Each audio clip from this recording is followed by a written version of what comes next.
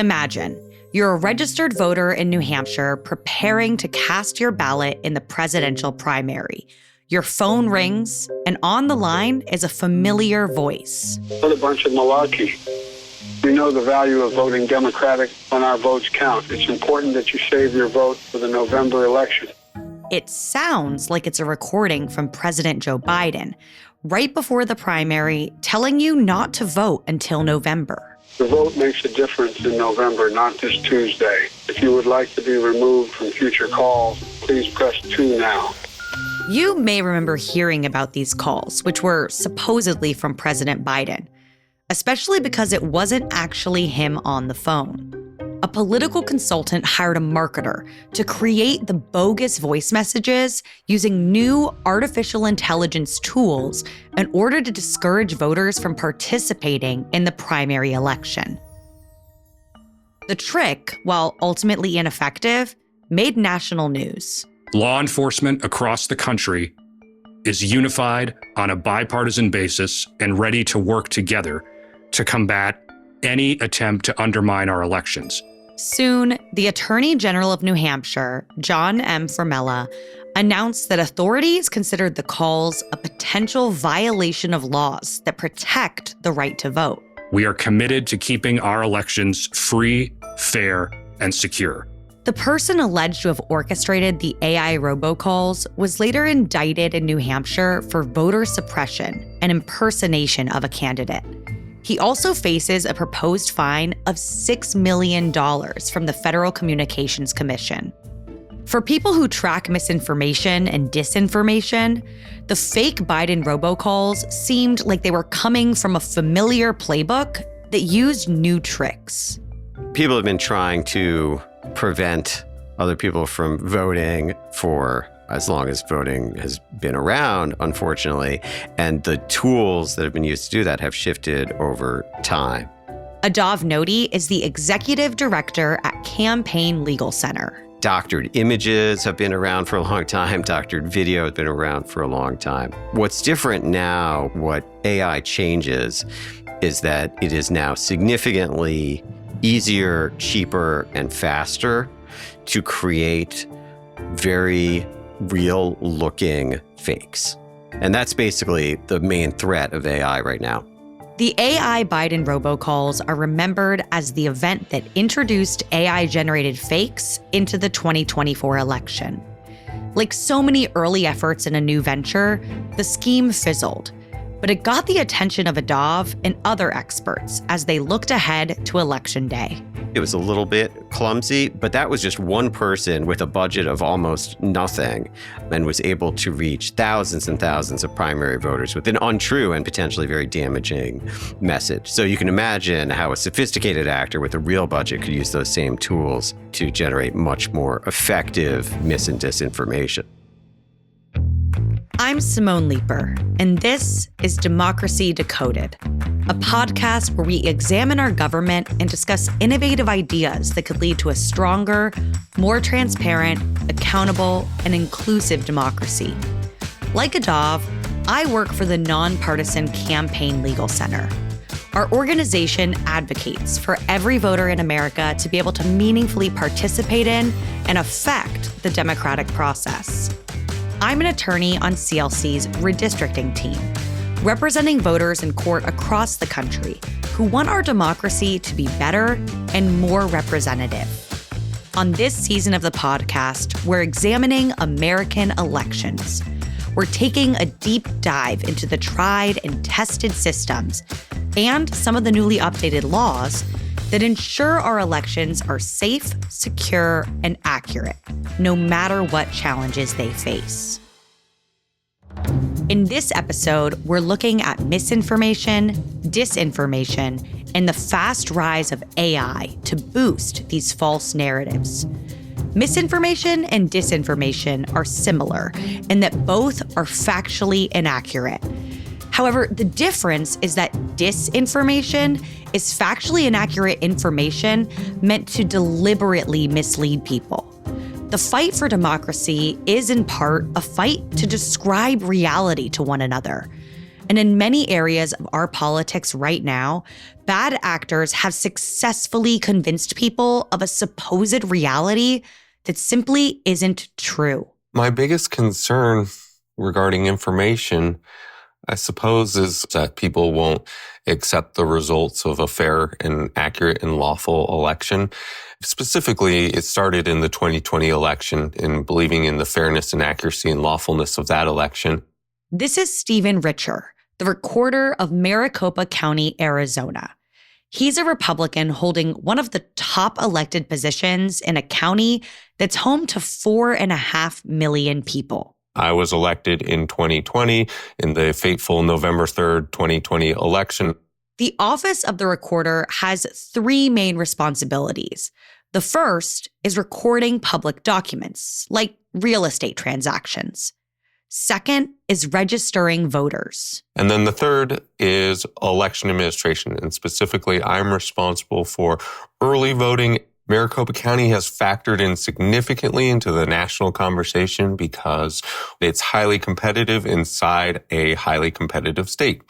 Maricopa County makes up about 62% of the voting population of Arizona, and Arizona has been designated by almost every single political pundit as one of 5 or 6 states to watch in the 2024 election, both for the presidential contest, but also for control of the United States Senate and control of the United States House. And so a lot of eyes on Maricopa County. We're talking with Stephen because since his 2020 election in a hotly contested county in a hotly contested state, he has been on the front lines in the war against misinformation and disinformation. Often, his battleground is on X, the platform formerly known as Twitter. He gives clear replies to people in Arizona who may be asking legitimate election questions, and firm explanations to those who may be trying to distort facts. Before I took office, I was already receiving a lot of inquiries, a lot of concerns, a lot of theories as to how the 2020 election was either inaccurate or unlawful or was wholesale fraudulent. And so I actually spent much of November 2020 and December 2020 watching lots of Rumble videos or YouTube videos about different theories from people as to the 2020 election and trying to be as knowledgeable about those and respond to as many of those as possible. Since taking office, he has used social media to debunk potential misinformation before it has a chance to take hold. For instance, in February, a voter posted a picture of 2 mail-in ballots she received to vote in the primary. Maricopa County at its finest, she wrote, with clear sarcasm. Her post was a perfect opportunity for people to get mad or confused about how the primary election was being administered. So Stephen replied with a thorough explanation. The reason I chose to respond was because it was a common question, and it's tantalizing in that an average consumer could look to something like that and say, that seems wrong. And what's going on here? And so in this instance, it was that the voter had moved shortly before the voter registration deadline. And so 2 ballot packets were triggered, yes, but the first ballot packet was deactivated. And the voter probably could have reasonably guessed that it was because she had changed her voter registration address right before the deadline. And in a rarity for posts on X, more people saw Stephen's reply than saw the original post.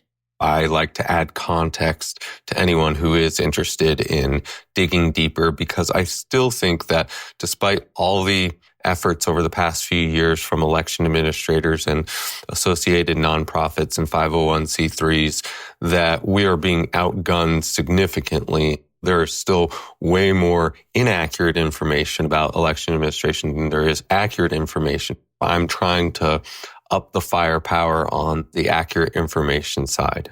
Stephen has a large following on social media, and he has a prominent elected position in the 4th largest county in America. His platform and his energy are a major force for accurate information. Yet he's still just one voice pushing against a looming problem for democracy. Attempts at misinforming or disinforming the public are rampant in the digital age, and they're a big threat to our system of government. In the context of election, mis and disinformation is generally used to achieve three broad goals. This is Mia Hoffman. She's a research fellow working on AI governance at the Center for Security and Emerging Technology at Georgetown University. The first is to sway voter opinions, to change their opinions about different candidates. The second is to suppress voting, so to discourage them from going to the polls in the first place. And then also to seed mistrust in electoral processes, and also this concept of democratic governance as a whole. To sway people using false information, to discourage people from voting, and to seed mistrust in elections at large. 3 goals, all of which hurt democracy. In Mia's view, much of the mis and disinformation that Stephen is combating work toward the third category, seeding mistrust in elections. A lot of the narratives from the previous election with the manipulated voting machines or fraudulent mail-in voting really helped to seed mistrust in electoral processes. That was really the target over the past 4 years. And the internet and social media in particular have really become the main environments in which mis and disinformation are being shared and consumed. This includes platforms like Facebook and TikTok, of course, but also more kind of niche social media that we don't immediately think about, like WhatsApp and Telegram and WeChat, for instance. There are many aspects to harm, and it's hard to measure some of them. This is Stephen Richer again. I suppose simply not believing in the system is a harm in and of itself, because our form of governance is predicated on the belief that the governors really have the consent of the governed. And of course, the vehicle for doing that is elections. And that has manifested in some actionable, very real hurts to individuals, and whether it's voters or whether it's people working elections who have received anger, hate, threats. Another major harm misinformation and disinformation cause, tying up elected officials from dealing with other pressing matters. It's been the number one issue here in Arizona for the last 3.5 years. Election denialism. And every minute that we spend on that is a minute that we're not spending on homelessness, the border, inflation, education, that those would benefit from additional serious thought and additional serious attention that has unfortunately been allocated to something that is largely rooted in a fiction. Misinformation and disinformation aren't exactly new threats to American democracy. For most of our history, however, for a piece of false information to spread widely, it had to fool people in the traditional news media into printing or broadcasting it. Today, bad actors don't need to trick professional journalists. They just need falsehoods to spread through the digital equivalent of word of mouth. The newest tool bad actors can use is generative AI. It allows creators to make false audio, like the Biden robocall. They can make convincing images showing things that never happened, or even entire fake news articles in a number of different languages. AI changes the stakes for mis and disinformation. The content it can create isn't simply false. It's false evidence of a falsehood. I think the most commonly known are deepfakes, so kind of fake images or videos, even audio recordings of political candidates or even of election officials. This is Mia Hoffman again, the AI researcher at Georgetown. More recently, what we've seen is an increase of deepfakes of polling sites that show, for instance, really long lines, or a closed polling site that's supposed to be open, or even some kind of security threats, safety threats that are trying to discourage voters from actually going there. Lesser known, but also very common tactics are the creation of bot armies, so fake accounts on social media that post a lot of provocative and controversial content that aims to kind of polarize the discussions on social media. And the third broad type are these phony media sites or news sites that claim to have authoritative information about elections, but are actually just AI-generated nonsense. None of this is to say that AI itself is scary per se. It's more easily understood as an evolution of machines or software.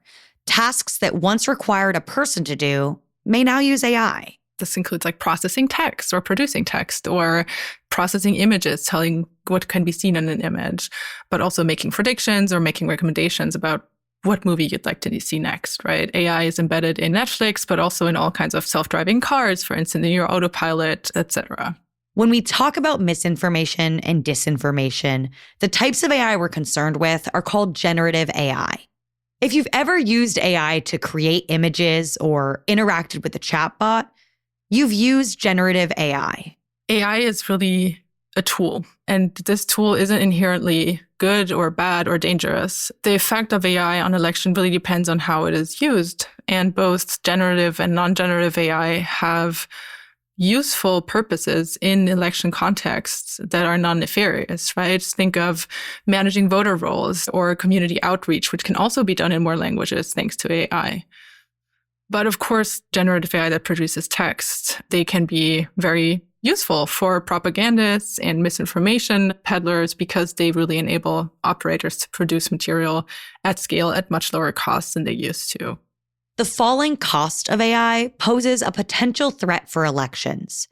Cheaper tools means more bad actors can try more tactics, targeting smaller groups. They can use more languages, produce more misleading content, and iterate faster to find what works. AI has given the disinformation game a productivity boost. Overall, the general availability and increased availability of generative AI tools, a lot of the influence campaigns can now follow tactics that used to be cost prohibitive before because they would require a lot of manual labor. This includes personalizing messages and targeting smaller groups and smaller communities that have specific vulnerabilities that can be exploited with specific text and tailored texts, for instance. It also means that they can vary their content more often, produce text in more different languages, which used to require somebody native in that language to help translate.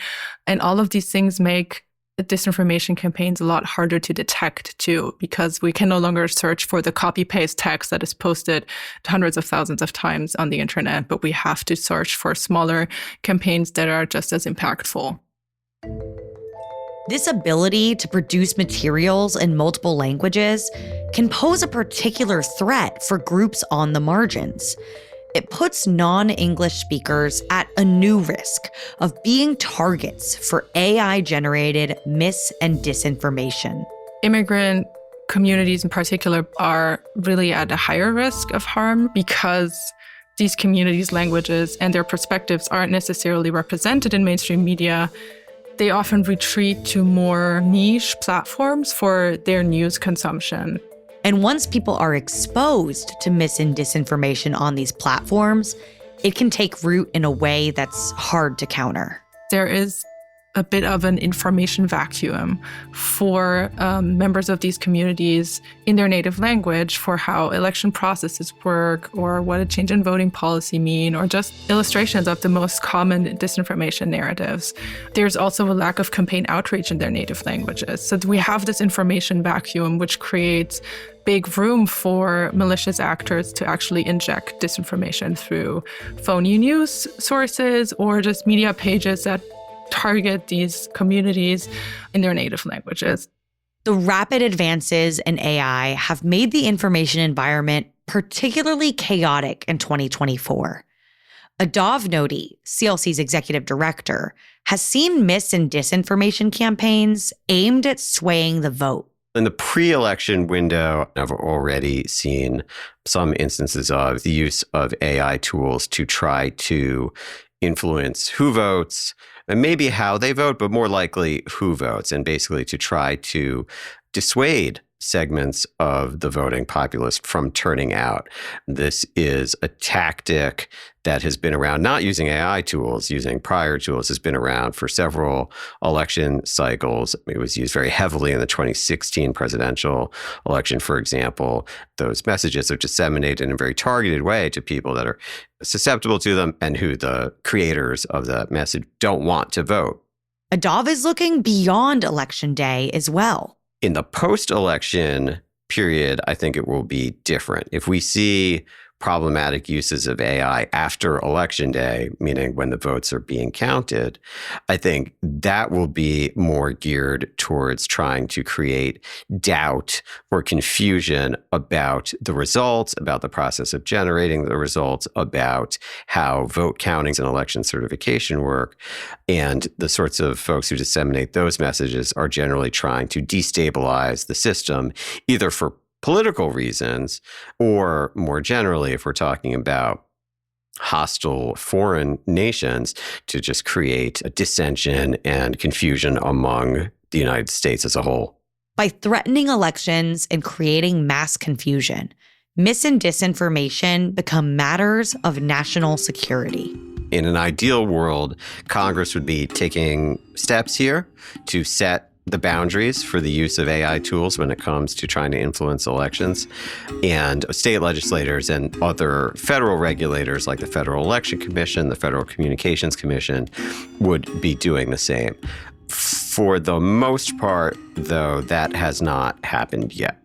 Unfortunately, the speed with which AI is evolving has left Americans to handle a new threat using older laws and regulations. There are some significant challenges to addressing AI-generated mis and disinformation through the law. One is that the technology is fairly new, and most lawmakers and regulators don't understand it particularly well yet.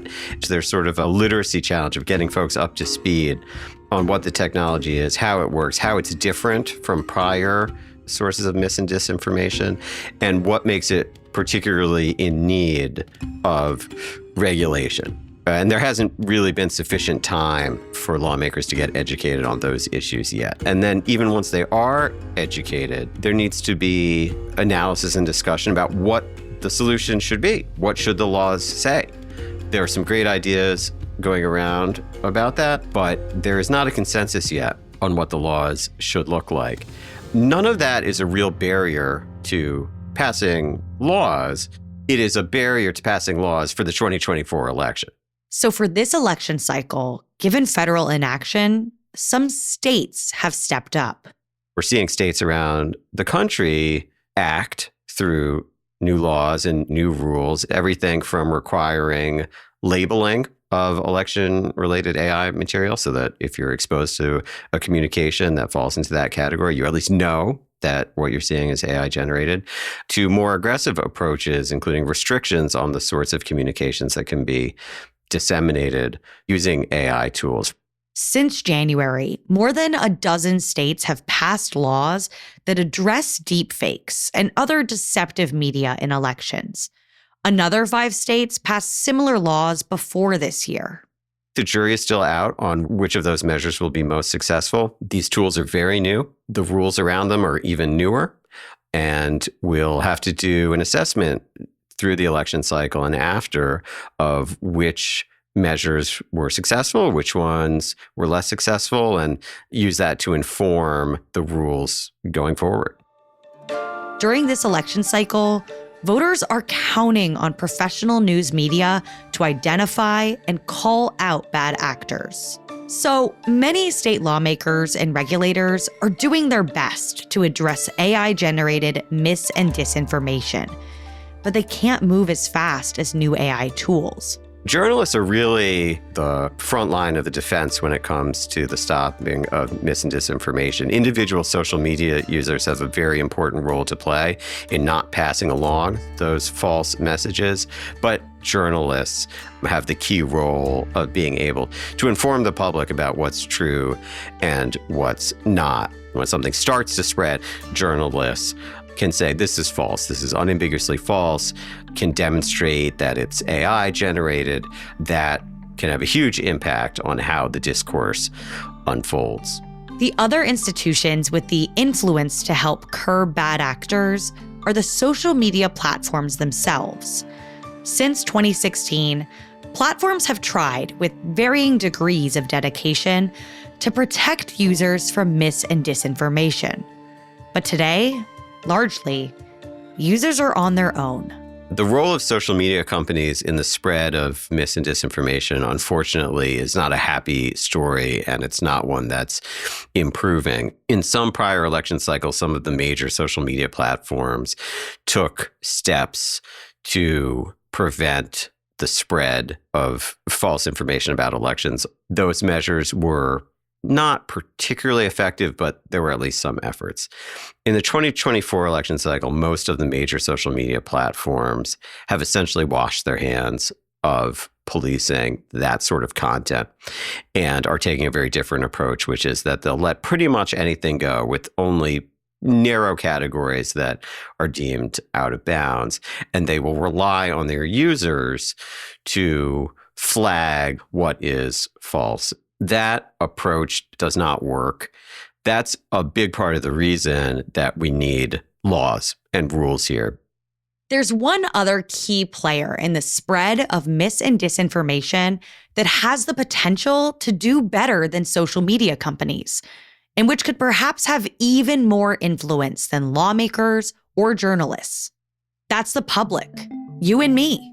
Just because a narrative, a conspiracy theory is out there, that's not the same as succeeding with that narrative.